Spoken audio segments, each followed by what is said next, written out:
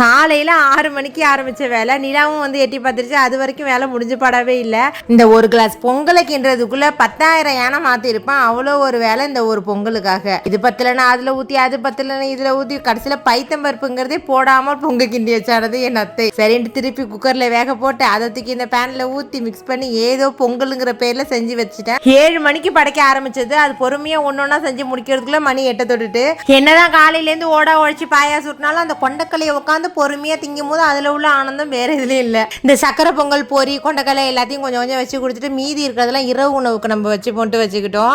எல்லாருக்கும் வச்சு கொடுத்துட்டு ஆனா கடைசி வரைக்குமே அதுல உப்பு இருக்கா சப்பு இருக்கான்னு பார்க்கவே இல்லை. கொஞ்சமா உப்பு கம்மியா தான் இருந்துச்சு. நான் மண்டே ஆட்டினாலும் அப்போதைக்கு கொஞ்சம் நல்லா இருக்க மாதிரி தான் இருந்துச்சு. அதுக்கப்புறம் எங்க அத்தெல்லாம் சாப்பிட்டு பார்த்துட்டு உப்பு போடணுப்பான்னு சொல்லி லாஸ்டா மிக்ஸ் பண்ணி சாப்பிட்டுட்டோம். நம்ம சைட்லாம் ஆயுத பூஜைனாலே படைச்சு முடிச்சுட்டு அந்தந்த வண்டி வாகனத்துல ஏறிக்கிட்டு ரவுண்டு போறதுதான் பழக்கம்.